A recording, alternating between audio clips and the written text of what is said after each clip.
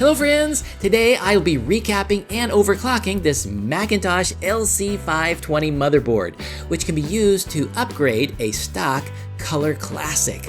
You can also use it in a Color Classic that's been upgraded to the 84-volt 13-inch high resolution mod, which gives you 640 by 480 resolution.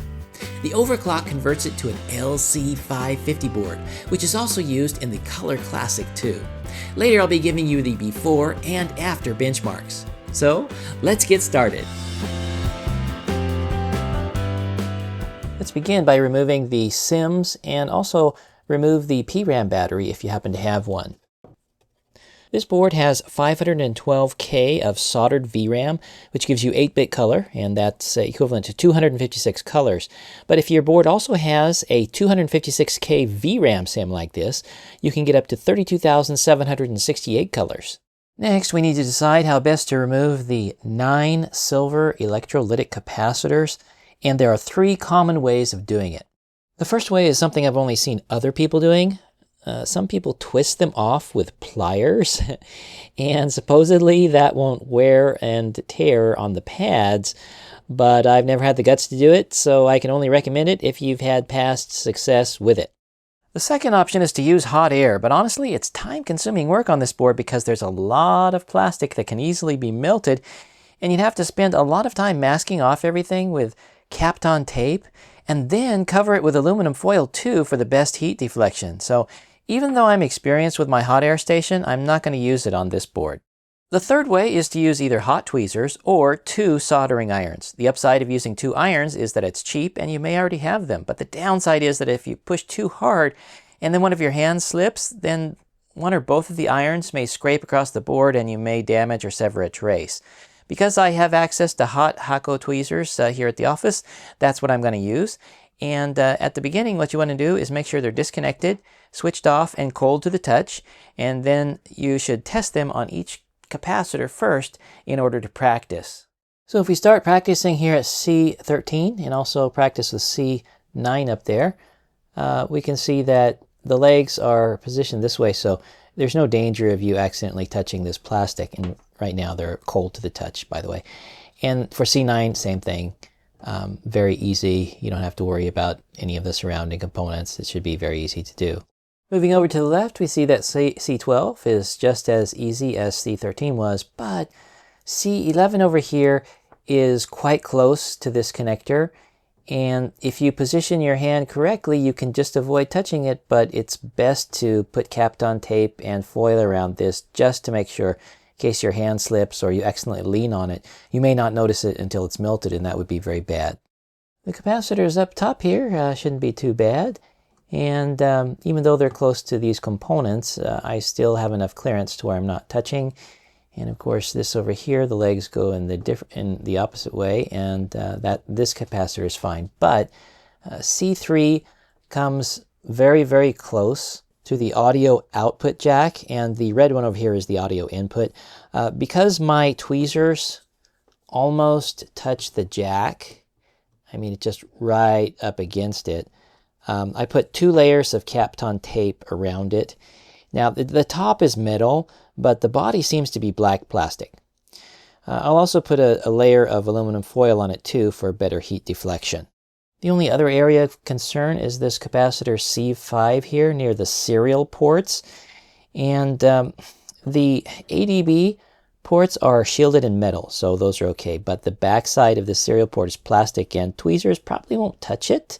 It seems to have enough space there, but just in case your hand slips, it's a good idea to put Kapton tape on it and maybe foil as well. Now, you definitely need flux. I don't recommend using tweezers without flux because flux makes your desoldering process faster, and the faster you can remove the caps, the less likely they are to pop and explode due to the heat. It's not dangerous when they pop, it's just the sound is a little bit scary. Now, I've got MG Chemicals. This is usually my go-to flux because it stays in place even once you heat it. It doesn't quickly vaporize, and it doesn't turn into water and flow all over the board, so it's kind of a nice flux to have. Kind of expensive for me here in Japan, but not too bad for the folks in the US. Now this is a fake Amtex 559. I can't get the real stuff anymore here in Japan. You guys probably can there in the United States. This is halogen free, which it's a little bit whiter in color compared to this, and doesn't have the rosin in it. I believe that's why. And this is very liquidy once it's heated, and it's very usable. You just need to realize it doesn't stay in place like this does. And you could use either one really. And if you have a different no brand flux, that's better than nothing at all. You need some kind of flux, and I put links for you in the text description below. Before applying flux, I recommend that you take a cotton swab dipped in IPA, in my case 99.9% IPA, in order to clean off your capacitor pads. And that's because some of them may be coated in leaked capacitor fluid and dust, which makes them harder to desolder. Okay, I'm going to start with capacitor C5 up here, and I'm going to put just a tiny little bit of flux. Sometimes it can help to add a little bit of solder because of the age of these boards. So I'm going to do that. Then I'm going to add just a little flux to my hot tweezers.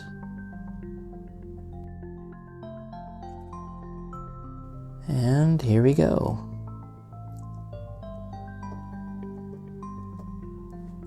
Voila! Very easy. Now I'm going to apply just a little bit more flux on each of these pads so that I can more effectively clean them off with my desoldering wick.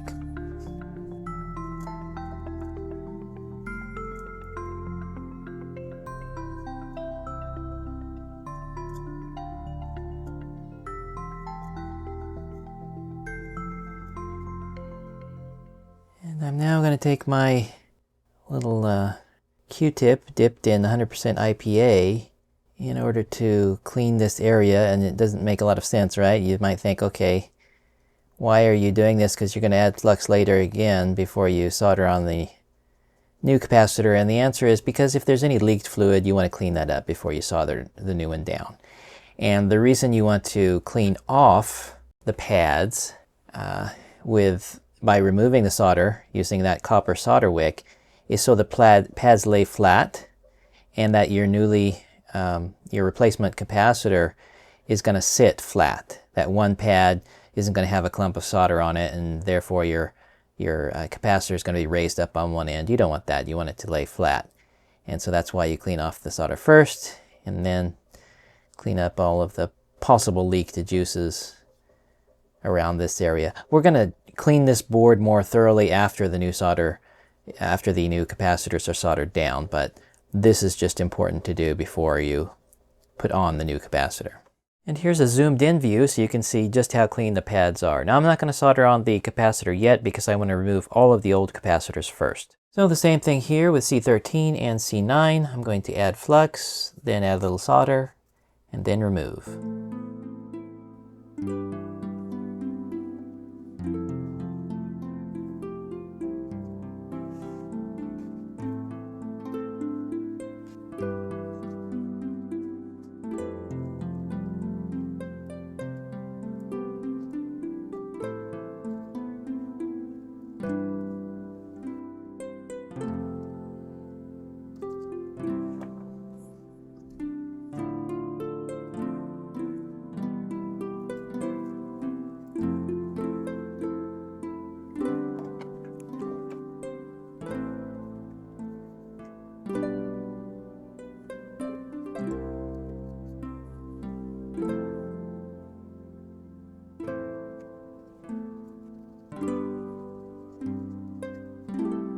Here are capacitors C11 and C12. I put a little flux on there already. Now I'm going to do again, just putting more solder on the pads to make it easier to come off. And just to be sure, I'll add a little bit more flux. Now this one we don't have to worry about him. He should be easy like the others.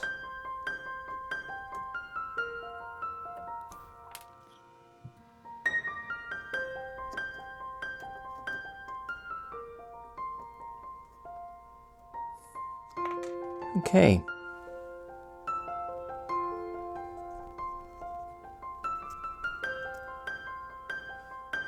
And we're now down to the final 4.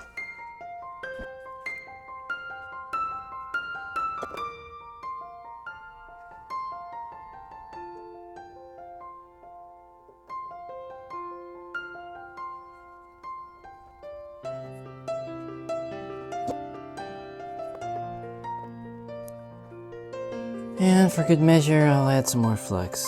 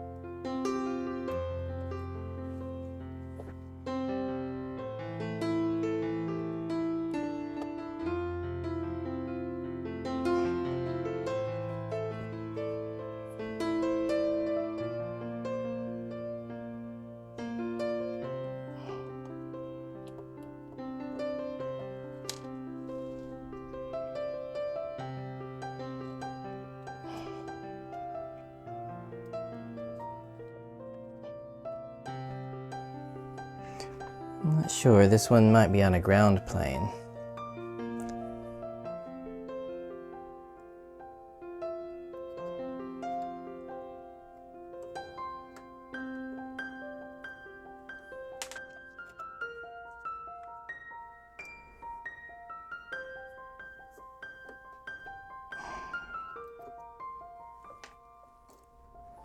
All right, I'll try it again.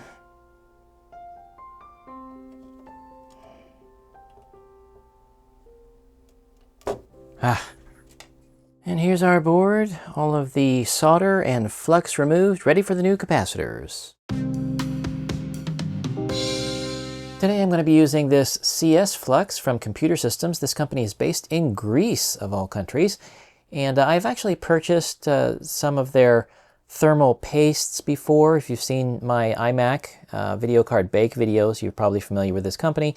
I've never used their flux before, so I just want to see how it is. It's halogen-free, and supposedly it's very, very easy to clean up. It's not a tacky flux, so it's not going to hold components down, and it's not really going to stay in place. It's a very liquidy flux, but for the type of micro soldering I'm doing, this might be perfect, so we'll see how it goes.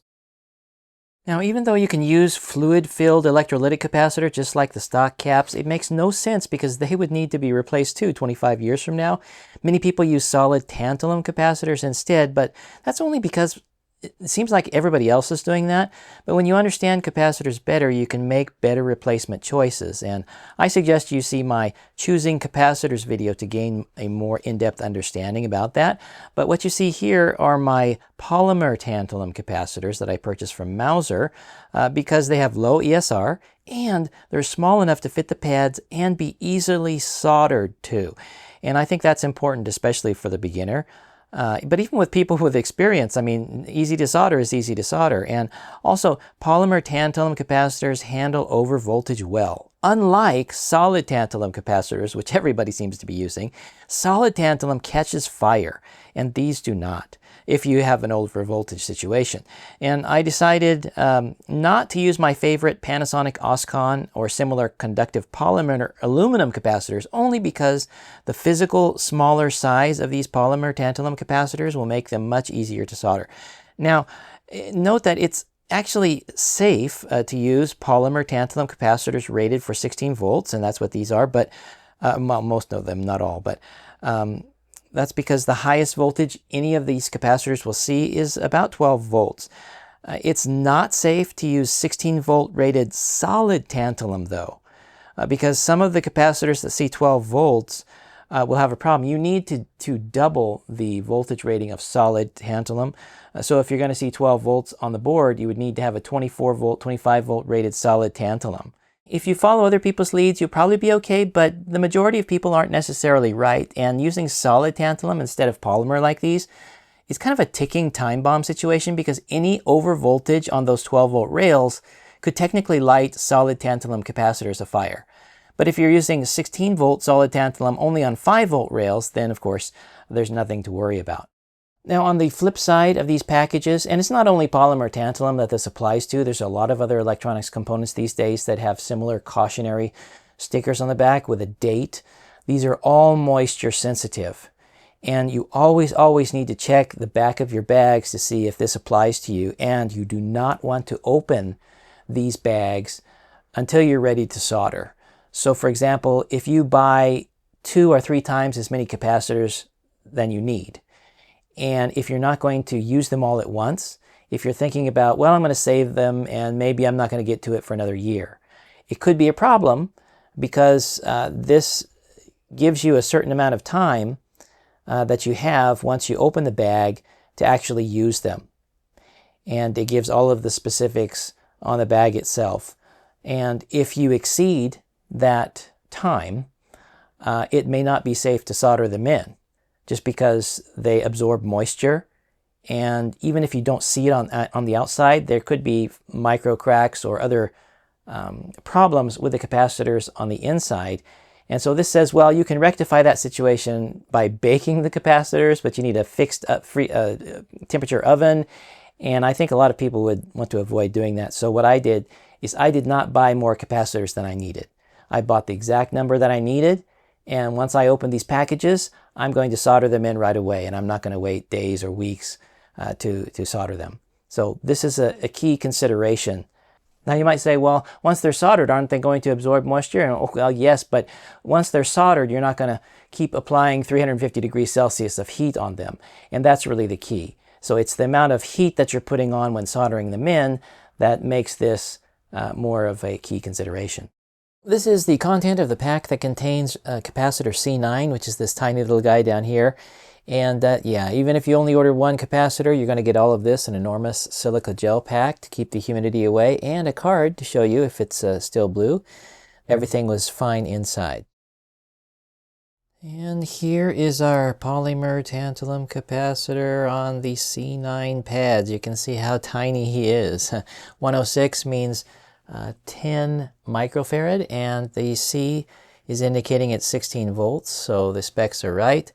You must be very, very careful with tantalum capacitors, whether it be solid or polymer, because you can see on the left side, the left side is indicating not the negative, but the positive. So for diodes, it's going to be opposite. So don't be confused. I know if you're not familiar with tantalum, you may be confused. And it's also an all black body too, so it's kind of hard to see. But under the right lighting, as you're seeing now with the camera, the stripe is going to the plus. And I know that goes against your intuition, but that is correct because this is a tantalum capacitor. It doesn't matter if it's polymer, it's tantalum. So I'm just going to get him out of the way so I can put a little bit of flux underneath. And we need to make sure we get him right in the middle.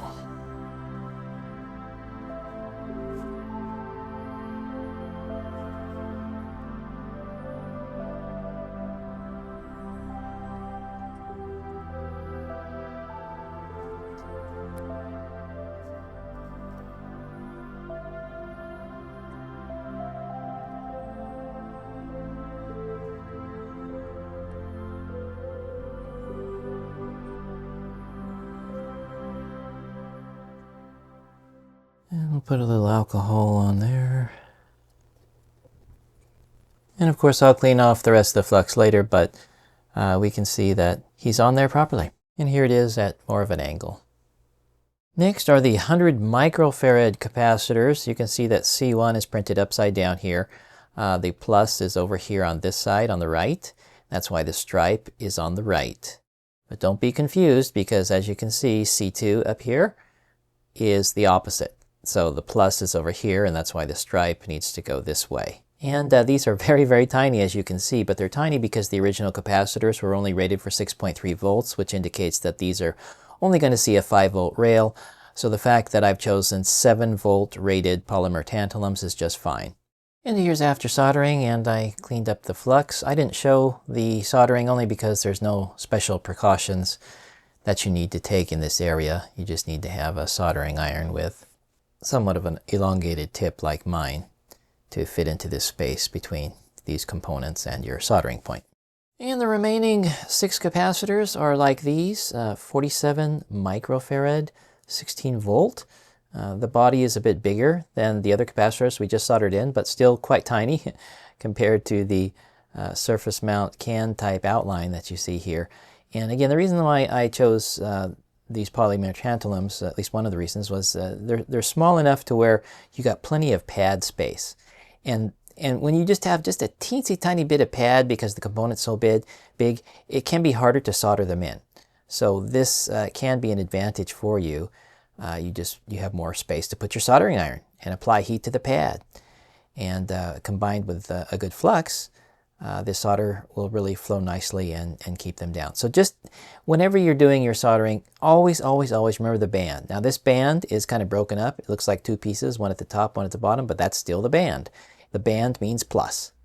And over here you can see the silk screened plus is on this side, so that's why the band is on the right on this one and on the left on this one. So keep your components in the middle of the 2 pads.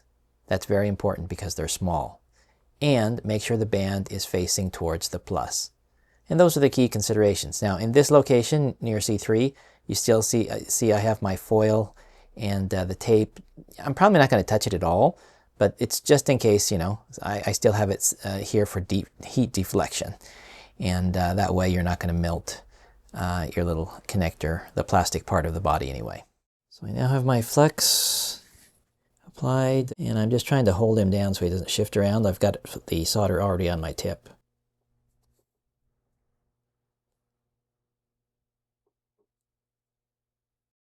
And then once that one side is tacked down, then I don't have to hold him down anymore, and I can just solder the other side. I'm going to put a little bit more solder on the tip of my soldering iron.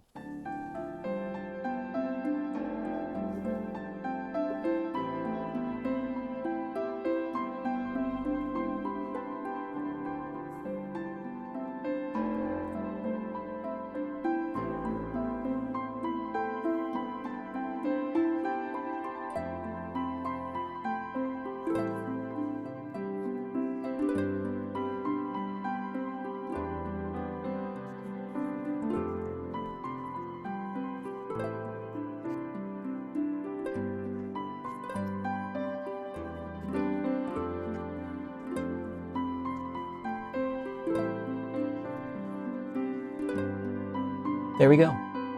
I did a quick test and made this screenshot. We can see clockometer showing 25 megahertz, about the Mac showing Macintosh LC520, Tattletech is showing the 68030 clock speed with 6882 processor, so we're safe to do the overclock. Now it's time to overclock this 25 megahertz motherboard to 33 megahertz, and Tinker Different forum member Drake tells us all that's required is to just remove 3 resistors. The same 3 resistors are mentioned by Uniserver back in 2015. However, the highly regarded Japanese book Doping Mac, released in 1997, mentions on page 56 a little bit about the 520 overclock, saying there are in fact 4 resistors that need to be removed. The 4th resistor mentioned as being R80.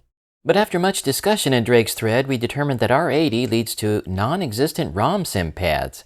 There are also pads with missing components, giving further evidence that R80 can either be removed or left alone. It's faster and easier to just leave it alone, so I'm not going to touch it. Hot air can be safely used for resistor removal, but that would require us to put Kapton tape on nearby components to prevent accidental desoldering. I'm going to try using my hot tweezers first to see how that goes. To help you identify the locations, here is R67, R75, and R79. Okay, here's R67. We see he's marked 472. I'm going to put a little flux on him. And then we'll see how it goes. I think there's probably a drop of glue under him, so that might be the challenging part.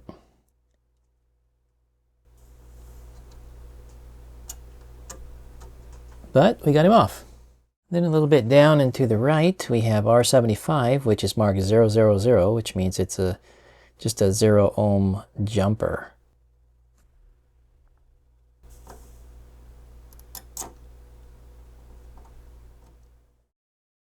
And a bit more down and to the right, we have R79, also Mark 000, a 0 ohm jumper.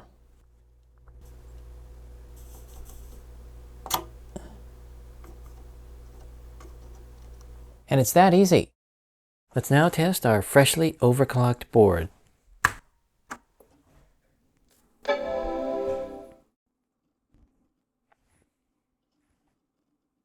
And here we are booted to the desktop. Great. It's clear to show a screenshot, so that's what I've done here. And Clockometer is showing us we're now at 33 megahertz, which is great. About this Macintosh is missing the computer designator, but TitleTech is showing us we've definitely converted it to an LC520. I posted all my benchmarks in the Tinker Different forum, and I'd like to thank Kefka very much because he posted his results with his LC550 Color Classic 2 board so that I could confirm that my overclocked board is the same. And we can see here that I'm running speedometer version 3.06 here. And the numbers, if you look at the CPU, it's exactly the same. The graphics, his is a little bit faster because he's using the stock Color Classic resolution of 512 by 384, whereas on my machine, I have the 640 by 480 mod. So he's getting a slightly higher score as a result. He has a different disk, so of course that's going to be expected, but basically spot on. And then after that, we ran speedometer 4 benchmarks, and we can see that the numbers, even for graphics, is spot on. So his machine over here being at the right and mine over here being at the left, we're both running the same config setup as System 7.1, and yeah, we're for speedometer 4 showing really the same. Then I ran System Info 3.2.1 to match his benchmarks, and we can see here we've got the Quadra 700 as the reference system, and then the LC520 at 33 megahertz and at 20 megahertz here because, or 25 megahertz, excuse me. And so you're seeing the big jump in that. And then we can see his Color Classic 2 is almost the same as mine, 50.4 his to 50.3. And of course, remember, his video scores are going to be a little bit faster than mine because he has a lower resolution. But FPU, spot on, right? Spot on. So CPU, it's also right there. And he did not run the disk test in this particular benchmark, but we're spot on there. And then we finally ran MacBench 3, the results for that. And in this case, I have the stock Color Classic showing just how slow it is compared to even the 25 megahertz stock LC520 board. So the LC520, even in the unclock condition, is 2.3 times faster than the Color Classic. And of course, when we look down here, 25 megahertz and 33 megahertz. So we're getting a nice bump there due to that clock speed. And then Kefka his is the Color Classic 2 down at the bottom. So processor, it's exactly the same. And then floating point, it's exactly the same. He did not run the disk mix. And then graphics, he's getting a little bit higher for the same reason I just said. He's got a lower resolution, so it's a little bit higher. But this is basically proving that the overclock really does transform your motherboard into a Color Classic 2 or LC550. Now that a recap, overclock, and testing is done, I suggest a thorough cleaning with 99% IPA, and doing that can better remove any leaked capacitor fluid that you weren't able to clean off before, especially in this area. Between chip pins too, sometimes the gunk gets stuck in there, and sometimes it'll even go under the chips. Now, putting the board into a waterproof tray like this that's very slightly larger than the board itself is the ideal here.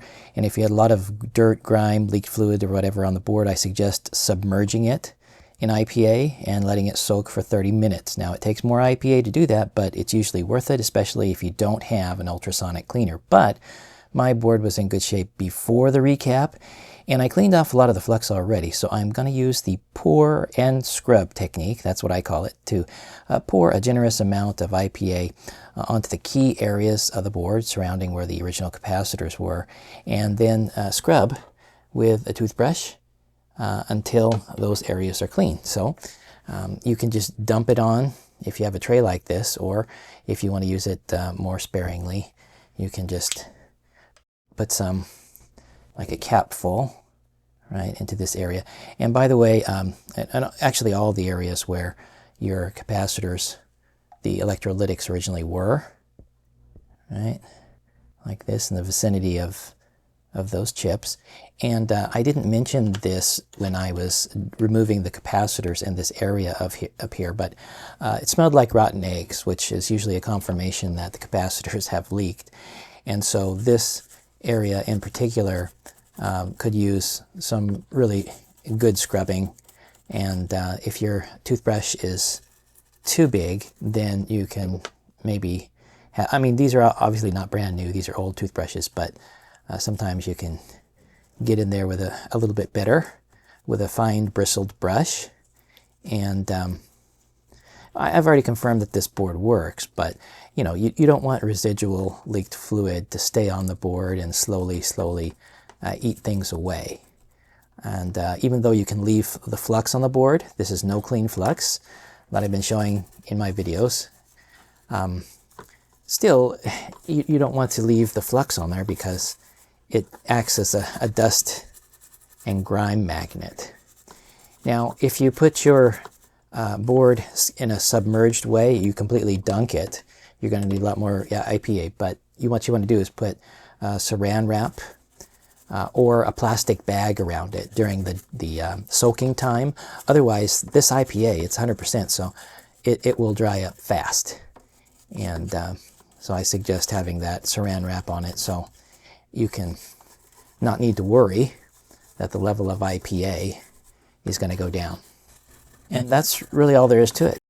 If you are going to dunk your board, which I'm not, then removing the socketed chips, which these three are socketed, that would probably be a good idea. And that way, if there's any gunk in the sockets themselves, then the IPA, you know, you're going to be able to clean that out. And so, you know, after you soak it, you still need to do the brushing like I'm doing now. Keep going like this. I'm not going to show you the whole cleaning time, but this area in particular is what I'm especially concerned about because there was a little bit more grime that I could see than in the other areas. Oh, and I forgot this area too, right? There's a little capacitor there, so I'll dump out more. And the purpose of the tray, you know, even if you're going to use the same technique as me, still you're going to have some runoff. And this is better than the sink because you can conveniently do it on your workbench where there's potentially more light. And if you need a lens, then your lens is at your workbench too and not where your sink is. And then when all your scrubbing is done, you just drain it off, and you can use some tissues to pat it down, but that's not going to get under the chips. It's just going to get a lot of the residual off. And then you probably want to use one of these blowers to blow out what you can from under the chips, because there's quite a lot that shoots out when you do that. And then when you're all done, there's still probably some fluid under some of the chips, so you want to leave it for 24 hours. I would suggest maybe putting a floor fan aimed at it, and that way you've got plenty of airflow. And after a day, then all of that IPA is probably even going to dry in probably less than an hour's time, but just 24 hours to make absolutely sure, and then you're safe to connect it.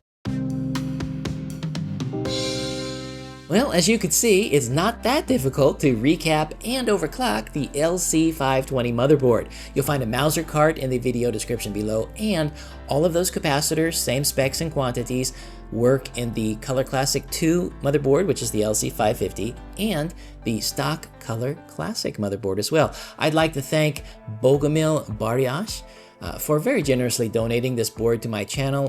Bogomil, this video would not have been possible without your kindness, so thank you.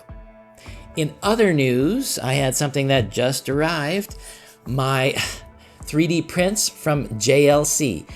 These are made for the SE or SE30. These are drive brackets that mount directly above the floppy drive.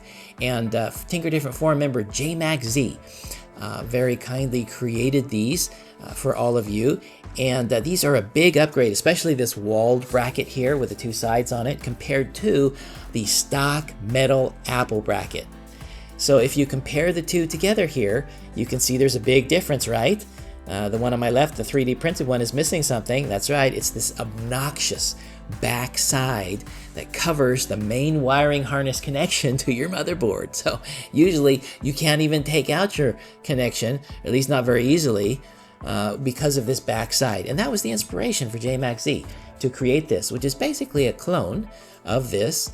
A little bit thicker because it's in plastic, of course, but basically a clone of this, but without the backside. And even though it has a hard drive inside, you don't even need it, right? Take a look. It fits it perfectly. The hard drive fits perfectly, even without the backside. I had this printed in MJF PA12-HP nylon, which is fairly rigid. Not as rigid as metal, not as rigid as PLA, but fairly rigid, rigid enough. And certainly so when you bolt in your hard drive in here, it's also very malleable. You can bend it without cracking it, and you can also screw down your bolts, your mounting bolts, pretty hard, and you're not going to worry about it cracking. It bends and squeezes a little bit. And also the LED holder up here is an upgrade over the Apple one, because the Apple one requires this little infuriating plastic piece, and some of you probably have even lost yours. So you can't put in your LED into the metal bracket without this, because the hole is so much bigger than the LED. But on the 3D printed bracket, jmacz made the width of the hole to be 5 millimeters, the exact width of a 5 millimeter wide LED, which is your standard LED. So you don't have to have any additional hardware to put your LED in here. And jmacz also made this plate type, which is really nice because it's made for SD card drive solutions. This one in particular is a MacSD, but it will work with any drive that has its own 3D printed bracket and holes on the bottom. So if you have holes on the bottom, any kind of drive basically can mount in this plate. And the plate is nice because on the bottom, which is what I'm showing you now, the holes here are recessed. So when you put bolts in the bottom, the head will go inside the plastic, and then when you put it on top of the floppy drive metal, then the bolts are not touching. So it has recessed holes. Now mine is a little bit of a prototype. It only has 4 holes, but he later added 2 more, so you're gonna get 6 holes. And what I found is when I mount my MacSD, I can mount it right in the middle with only 2 bolts, washers, and nuts. And that's enough to hold it in there. But if you have a drive that needs more than that, he has 6 holes in total where you can bolt yours down. And I had the plate, the main body of the plate made in PLA at JLC because I didn't really need the durability of nylon for that. And then I made this is a removable LED holder, and I had this made in MJF PA11-HP. I always forget those numbers. It's a little bit more malleable, a little bit more bendable than PA12, but very, very durable. And it's not that rough. It's kind of smooth, but it's a little bit bumpy. It has a nice texture when you look at it, and it's also very durable too. And it's also made in the same way as the other bracket, 5 millimeter wide, so it's really easy to put your LED right through. And of course, it's made to go through that rectangular lens on the front case of the SE or SE30. So very, very nice. One other thing I should mention is that you can print in other plastics, of course. If you have your own printer, you can use that, and many of you would have PLA for those. But you can do some interesting things if you order from JLC. They don't pay me to say this. I just like JLC. I use them a lot. And it's more complicated now with tariffs. If you're in the US, I realize that. But you can use them to print in 100% transparent resin. And you might say, why would you print a dry bracket in resin? Well, if you have a transparent MacUFX case, and if you don't have a lot of PDS cards that's going to block the view from the outside, then, you know, in concept, it would be like the G4 Cube, where you've got this device kind of suspended in air, and it would have a kind of a neat look. Now, you have to be more careful with resin, especially when bolting down your drive, because you could crack resin, whereas nylon, you don't have to worry about that. So just a thought, and All of the STL files, the plastics used, everything is in the video description below, so be sure to check that out. If you like this video, please consider giving it a thumbs up, and please subscribe and click the bell icon if you'd like to receive notifications of my future videos. Thank you for watching today, folks, and I wish all of you an exciting and productive week. Take care.